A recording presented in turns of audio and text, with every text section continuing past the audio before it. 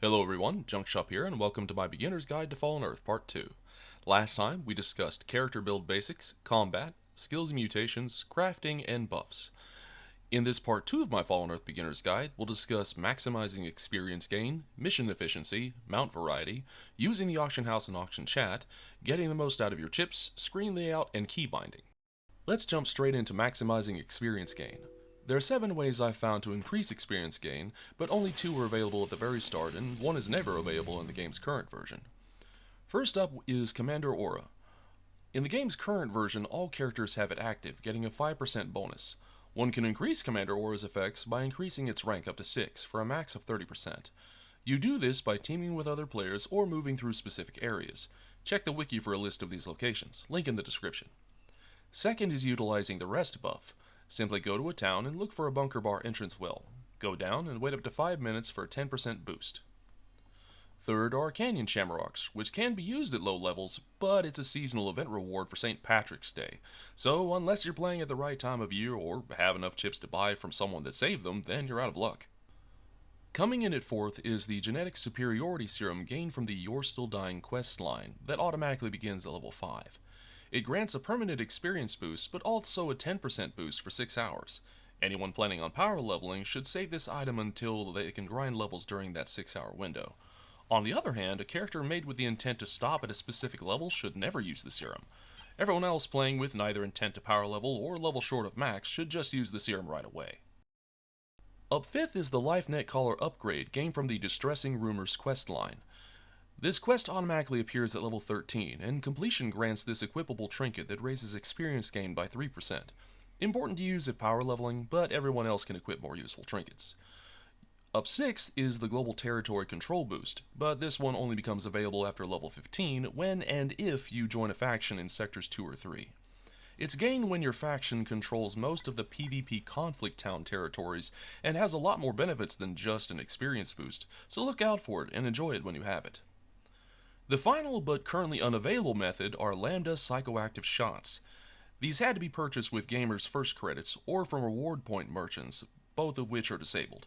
But perhaps the developers will eventually make Lambda Shots available another way. Up next we'll discuss increasing mission efficiency.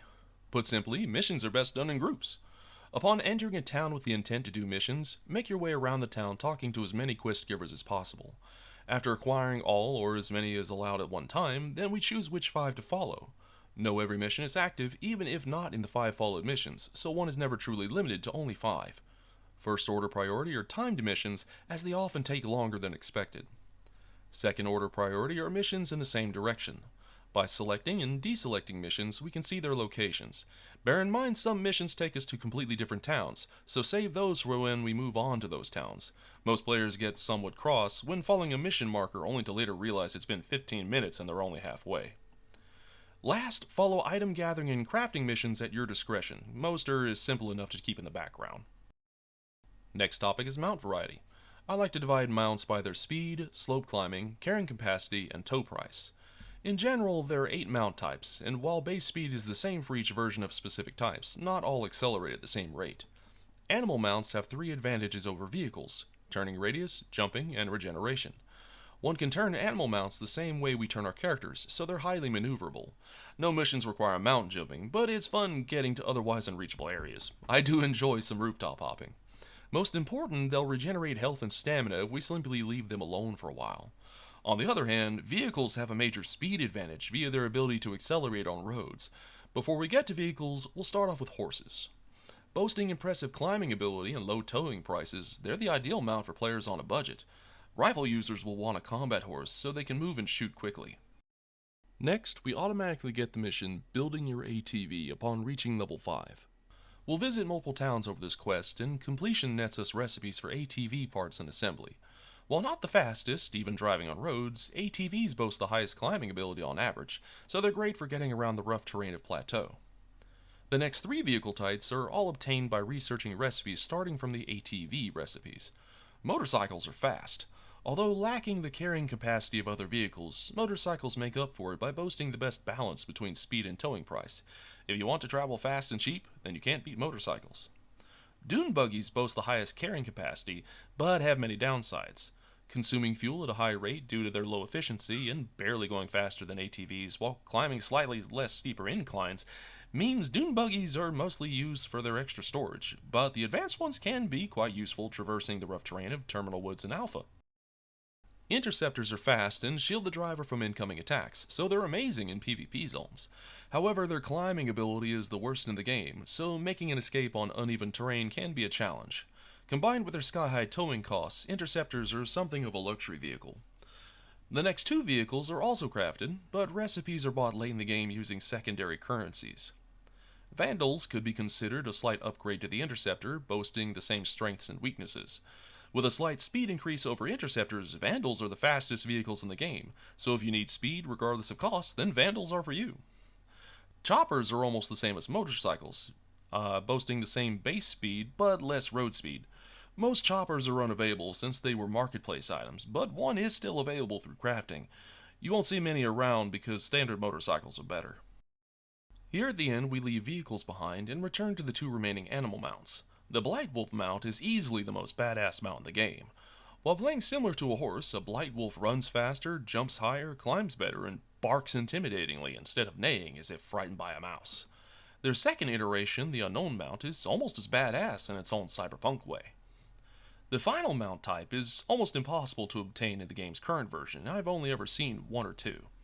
Directly opposing the badassness of the Blight Wolf mount, we have the inside joke that is the Prairie Chicken mount. Originally handed out in giveaways, players could redeem codes to get one upon first starting the game. Those codes no longer exist, so take a screenshot if you see someone riding one and ask how they got it. Moving to the next topic, we're on to using the auction house and auction chat. Auctions are the most common way players buy and sell items to and from one another. Selling your extra crafting materials to other players is one of the better ways to gain chips in Fallen Earth. Remember to check the auction house yourself when you need materials, since prices are often lower than those provided by NPC vendors. The auction house user interface is accessed by speaking to an auctioneer NPC. The window is divided into 4 tabs. First up, the auction tab is where we check for items on sale, place bids, or buy directly. The left side of the window is where we change search parameters. If we hit search without specifying what we're looking for, then it will show a random assortment of auctions. The two most common ways to search the auction house are by changing the search category and or entering the name of specific items. Search category is set to all auctions by default, but one can change it to anything from this list. If we want specific items, then we enter the item name at the top left of the window. We don't even have to enter a full name. If we enter STEE, then all items including that arrangement of letters will come up. If we enter SAL space STEE, then we get auctions for salvage steel. Should we find an item we want to buy or place a bid on, we simply click the bid or buyout button on the right. The chips get removed from our inventory. If we did a buyout, then the item will appear in our mailbox, and the seller will receive chips in their mailbox. Moving back to the Windows tabs, the second and third only display our current bids and auctions, so they're not used as much. The final tab is where we place items to sell in the auction house. All items have a fee for placing them within the auction house dependent on their standard vendor price and the length of time for said auction. If your item does not sell within the allotted time, then it gets returned in the mail along with half the auction fee. In my experience, crafting components sell the easiest, especially ones not carried by NPC vendors like average gears, or those carried by rarer vendors like potable water or treated wood. If we want to avoid auction fees, sell an item quickly, or buy an item not currently on sale, then using auction chat can be the better choice. Enter the chat window and click the plus sign at the bottom left to switch our channel to auction or global 1. Global 1 reaches the whole server, but it's often full of random messages, making many players tune it out. Auction chat only reaches as far as your current sector, but its different color makes it easier to notice for prospective buyers and sellers. If we want to sell something, then type all caps WTS, short for want to sell, then add whatever item we wish to sell, while optionally adding the quantity we have and our sale price. If we want to buy something, then type all caps WTB, short for want to buy, once again followed by what we want, quantity, and optionally how much we'll pay. With any luck, another player will respond either in chat or in a private message. Once we've secured the sale, then we have 2 options for completing the transaction. If the two of us are close, then one can simply right-click on the other and choose to open a trade window where the seller inputs the items and the buyer inputs their chips. If we're not close, then we can use the mail system. Click on the mailbox and choose Write Message, enter the recipient's name and change the mail type to COD, short for cash on delivery. Set your sale price, drag the item into the window, and you're ready to send. Adding a subject or body to the message is optional. Once the buyer receives the mail, they can purchase or reject it, and the seller gets chips back in the mail or the item sent back. Keeping on the topic of buying and selling, let's talk about getting the most out of our chips. Building a character in any MMORPG is expensive work, and it helps to know a few currency hacks as well as some real-world economic principles. In Fallen Earth, we make chips with three methods: mission rewards, sales, and gambling. Mission rewards are fairly straightforward, and I doubt I need to explain them. Sales include player-to-player sales, but selling to vendors is just as important. It's common for players to grind mobs for items to sell just as much as gaining experience. There are even a few crafted items that sell for more than their purchased components, such as basic cotton seeds, providing a source of infinite money. One won't get rich quick, but we can speed it up by keeping inactive characters crafting for us. As far as gambling, I don't recommend using the in-game slot machines, as they'll simply rob you. However, gambling with other players can be somewhat fun. By entering /roll or /random into chat, our character will roll a number from 1 to 100 by default. It's common for teams of players to roll for prizes and sometimes a pot of chips. One can even change the random maximum to roleplay other games of chance, such as using roll 2 for a coin flip, roll 3 to play rock paper scissors, or roll 13 to pull from a deck of cards. One can even play D&D inside Fallen Earth if they found enough participants. After getting our chips, we should learn to spend them wisely. I find the real-world economics concept of opportunity cost translates well here, defined as the loss of potential gain from other alternatives when one alternative is chosen. Essentially, every action has a cost, and its value depends on what we did versus what we didn't do. Take for example Fallen Earth's humble dilute acid. In the starter town of Midway, we'll find ourselves in need of a small amount of dilute acid, but the game doesn't tell us where to find any. By wandering around the town, we'll eventually find some burning cactus and discover we'll need 30 nature trade skill before we'll be able to harvest it. We can spend our time leveling our trade skill enough to harvest it, or return to town and buy dilute acid from the nature merchant for 28 chips each and use that time we would have spent gathering it for something else. If we gain more than 28 chips in that time, then we've increased the value of our time by that much. In a second example, we want to craft a motorcycle, and it takes a lot of components. We'll need 13 weak geologic chemical, 15 scrap copper, 28 scrap rubber, 15 scrap fasteners, 15 scrap gears, 7 scrap glass, and 40 scrap steel. That's a lot of material gathering. We should have a good amount of it on hand after playing normally, but some of those are rarer than others. Which is a better use of our time? Searching high and low, spending a large chunk of time looking for and looting the right scavenging piles, or paying a few chips and crafting those motorcycle parts right now? I don't know about you, but I'm heading to the auction house, vendors, and probably entering want to buy scrap glass times 7 in Global 1. Leaving the math problems behind, let's move on to our last two subjects, screen layout and key binding. Fallen Earth's default screen layout has a few problems. As we play Fallen Earth, most of our attention is directed at the center of the screen. We don't want to block our vision, but we don't want to lose track of our remaining health and die either. So it's beneficial to move important windows closer to the center of the screen. The Vitals window is way up here in the corner, making it difficult to keep track of our health, so I recommend moving it first. You can choose your own location, but I like to keep it just below my character's head. I'm also going to right-click on the window and reduce the opacity down to 50% so that I can keep my view as clear as possible. I actually recommend reducing every window's opacity to some extent. Next we have the hotkey bar. This is where we add abilities and items for quick use, but it's not completely open by default. While we can expand it horizontally, I recommend against that since the default hotkeys are already aligned well with our keyboard's top row. Instead, we'll expand it vertically to reveal as many as 8 rows. Most of these rows are blank, but we'll populate them in a moment. I recommend placing it at the bottom of the screen so abilities and items are just as easy to click on as they are to press the hotkey. Next we have the radar. This window displays locations of allies, NPCs, and enemies, so it's useful for looking at while trying to find something or someone.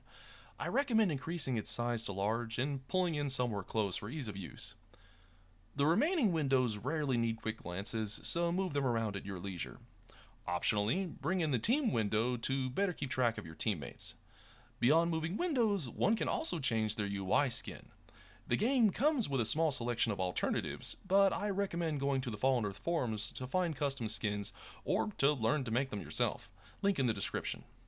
Custom UI skins often make our vitals more visible, and even provide simple dots or crosses to help us aim better. Last up, we'll populate our hotkey bar by adjusting our key binding to keep frequently used abilities and items within easy reach. Let's open the options window and change a few things around under the key map tab. You're welcome to change everything based on your own preferences, and you can even reset all back to default at any time, but I'll show you my setup so you can better determine what works well for you. First, let's make it really easy to select ourselves. Under General, we'll find Target Self is set to F1. I recommend switching to Z. Double-click to edit the key and press Z. It's already used for push-to-talk, but that feature's never worked, so don't worry about overriding it. Next, let's check our mouse for extra buttons. Mine has two thumb buttons, normally used for going backward and forward in a browser. I'll add these to my hotkeys. I'll open Actions and scroll down to the next available slots. Double-click here, mouse 5, double-click, mouse 4. If we look down at the hotkey bar, then we can see where those were added. I'll go a little further and add Shift plus mouse 4 and 5. I could add them to the next slots, but I'm going down to Actions Extended and adding Shift plus hotkeys here to keep my hotkey bar a little more organized. Next, we'll look near our WASD keys to determine if we want to change anything. Tab activates aim mode, but I'm more comfortable using the middle mouse button, so Tab goes on the list. See, I actually find hitting Shift plus Tab uncomfortable, so I'll leave that one unused. I don't want to change R, since that is used for reloading, but Shift R is open. This is actually where I typically place self-healing items like adrenal doses and metagraphs, so I can heal almost as fast as I reload. Q and E are used for turning, and while I mostly use the right mouse button for turning, I still use Q and E sometimes, so they're staying. I won't use their shift versions either because they activate turning too. X is a little uncomfortable, so I'll leave it alone. C is used for stealth, but I rarely use that, so it's going to actions. V is used for attributes, and while I do use that window a fair amount, it doesn't need to stay V. I'll switch attributes to Alt-V and move V over to actions. F is used for flashlight, but it's another I rarely use. I'll switch flashlight to K and move F to actions. Along with the two mouse thumb buttons and tab, F is one of my preferred hotkeys for offensive abilities and items. G and T are a bit of a longer reach, but I'll still use them for actions. Let's switch gear from G to Alt-G, team from T to Alt-T, then move G and T to actions. I could switch the spacebar from jump to actions, but I like keeping jump here, so it'll stay. The rest of the keys aren't quick to reach, so I'm done adding actions, but there's another small change I want. I do a fair amount of PvP, and walking is a surefire way to gain a lot of bullet holes, so I'm also going to change walk from shift to the tilde key. Now I can use my shift plus hotkeys without going to walk mode. Finally, I'd like to bring up an option I don't use, but those interested in changing weapons during combat may consider: changing their wield hotkeys from Control Plus to something easier. Someone willing to sacrifice their turning keys, for example, might change Q, Shift Q, E, and Shift E to some of their wield hotkeys. As an example, grenades and acids are terribly underused in Fallen Earth because they take up the waste weapon slots, and switching from them to our main weapons is slow without changing the hotkeys. But their secondary effects make them a great addition to one's arsenal if one can make hotkeys work in their favor.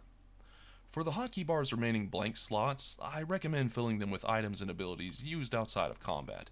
Even mission items can go here temporarily to make easier use, and that's what this is all about. So concludes part 2 of my Fallen Earth Beginner's Guide. I hope all this information was useful to you. Let me know in the comments if you'd like to see more Fallen Earth content like this. Thanks for watching, and I'll see you out in the wastes.